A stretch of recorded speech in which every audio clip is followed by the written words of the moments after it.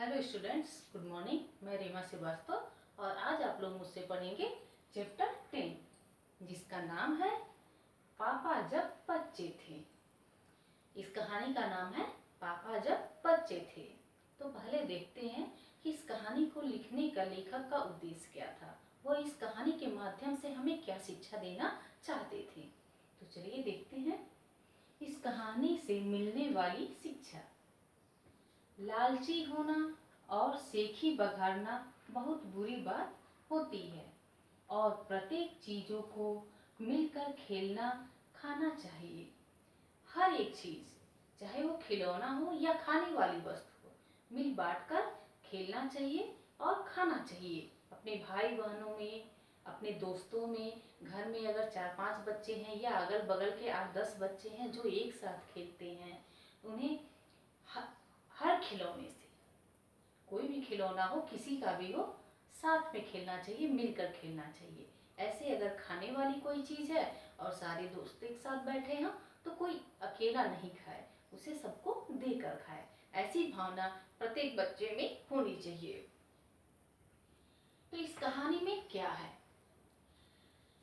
इस कहानी के जो लेखक हैं वो अपने पापा के बारे में बताते हैं कि उनके पापा बचपन में क्या क्या करते थे और कैसी कैसी घटनाएं उनके पापा के साथ हुई। तो लेखक कहते हैं कि जब उनके पापा छोटे थे और एक छोटे से शहर में रहते थे, तब उन्हें लेखक के दादा दादी जी अर्थात उनके पापा के माता पिताजी एक सुंदर सा गेंद ला कर दिए जो कि बहुत ही खूबसूरत थी, बिल्कुल सूरज की तरह, बल्कि सूरज से भी सुंदर थी क्योंकि सूरज तो एक रंग का होता है। लेकिन वह जो गेंद थी वह एक तरफ से गुलाबी रंग की थी, मिठाई की गोलियों की तरह गुलाबी रंग की थी, और दूसरी तरफ चॉकलेट की तरह कत्थई रंग की थी। ऊपर से आकाश की तरह नीले रंग की थी और नीचे से घास की तरह हरे रंग की थी। और इतनी खूबसूरत गेंद किसी भी बच्चे के पास नहीं था, अर्थात उस शहर में, उस छोटे से शहर में ऐसी गेंद किसी ने देखा ही नहीं था जितनी खूबसूरत उनकी गेंद थी।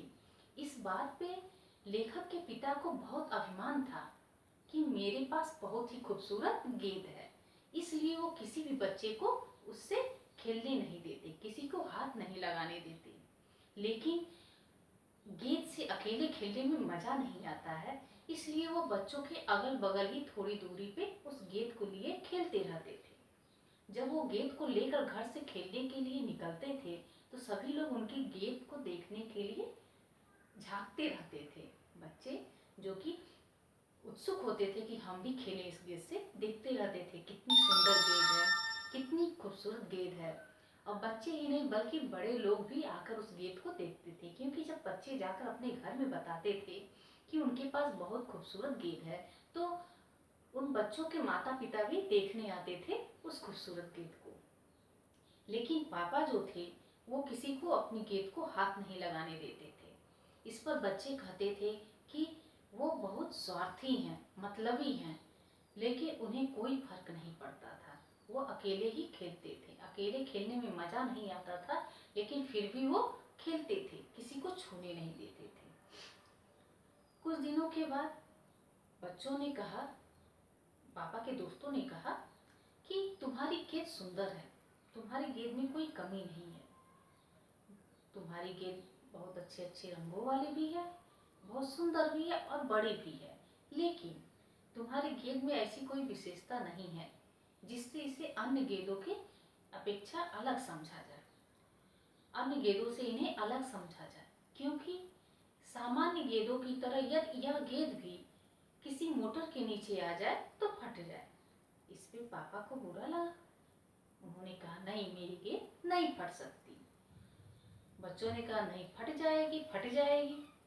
इस पे पापा को गुस्सा आ जाता है और वो कहते हैं नहीं फटेगी। बच्चे कहते हैं तो वो आ रही है मोटर, उसके नीचे अपनी गेंद फेंक दो, अभी मालूम हो जाएगा कि तुम्हारी गेंद फटेगी या नहीं फटेगी। तो मोटर को देखे कि मोटर इधर ही आ रही है, पापा ने क्या किया, उस गेंद को मोटर के नीचे डाल दिया। पहले पहिए से तो बच के गेंद निकल जाती है, किंतु पीछे वाले पहिए के नीचे वो गेंद पड़ जाती है। जिस पे मोटर जो होती है गेट के ऊपर से निकल जाती है। मोटर को थोड़ा झटका लगता है और इतनी तेज आवाज होती है जैसे लगता है किसी ने छोटा तोप दाग दिया हो, लेकिन तुरंत हवा नहीं निकलता है। इसलिए पापा खुश हो जाते हैं और कहते हैं नहीं फटी, नहीं फटी, नहीं फटी। और जैसे ही गेट के नज़दीक पहुंचते हैं देखते हैं कि धड़ाम से आवाज़ हुआ, सारी हवाएं फटाक से निकल गई और बिल्कुल मैला सा चिथड़ा सा वो गेट रह गया। इस पे तो पापा जोर जोर से रोने लगी और बच्चे भी चिढ़ाने लगे, फट गई, फट गई, गेट फट गई। पापा रोते हुए घर जाते हैं और अपनी सारी बातें अपनी मम्मी को बताते हैं। तो मम्मी उनको डांटती हैं। शाम को जब पापा उनके घर आते हैं, यानी पापा, लेखक के पापा जब घर आते हैं, तो उन्हें जब ये बात पता चलती है तो वो भी बहुत नाराज होते हैं और डांटते हैं। और डांटने के साथ समझाते हैं कि मैं तुम्हें इसलिए नहीं डांट रहा हूँ कि तुमने गेट को खराब कर दिया या गेट फट गई, तुम्हारी बेवकूफ़ी के लिए डांट रहा हूँ कि बच्चों ने कहा और तुमने अपनी गेट को मोटर के नीचे डाल दिया। इस पर पापा खूब रोए और कुछ दिनों तक बच्चे उन्हें चिढ़ाते भी रहे। जब कुछ दिन बीत गए तो चाचा ने पापा से कहा कि तुमने जो किया वो तुम्हारी बेवकूफ़ी नहीं है। इस पे पापा बहुत खुश हुए कि हाँ, मैं बेवकूफ़ नहीं हूँ, लेकिन तुम स्वार्थी हो और सेखीखोर हो, तुम्हें सेखी बघारना अच्छा लगता है। तो पापा ने कहा नहीं, मैं स्वार्थी भी नहीं हूँ और मैं सेखीखोर भी नहीं हूँ, मुझे ऐसा नहीं बनना है, मैं नहीं हूँ। और इस पे भी पापा खूब रोए। फिर चाचा को नहीं रहा गया तो उन्होंने उन्हें चुप कराया और समझाया कि देखो, कोई भी चीज़ होती है सब लोग साथ में खेलते हैं, साथ में खाते हैं, जितने भी लोग रहते हैं मिल बांट के खाते हैं, खेलते हैं। तो अगर ऐसा करोगे तो तुम ना स्वार्थी रहोगे और ना ही सेखीखोर रहोगे। और उन्हें महसूस हुआ कि पापा वाकई में सुधर गए हैं, उन्हें पश्चाताप है अपने किए का। इस पर उन्होंने गए और एक बड़ी सी सुंदर सी गेंद ला कर दिए। हाँ, पहले वाली गेंद की तरह वह खूबसूरत नहीं थी, किंतु उससे आप सभी बच्चे मिलकर खेलते थे, इसलिए बहुत मज़ा आता था, बहुत आनंद आता था उस गेंद से उन्हें खेलने में।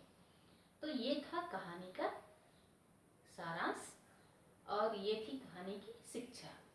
उम्मीद है आप लोग को ये चैप्टर अच्छा लगा होगा और अच्छे से समझ में आया होगा। नेक्स्ट चैप्टर हम लोग नेक्स्ट डे पढ़ेंगे। तब तक के लिए धन्यवाद। Bye bye.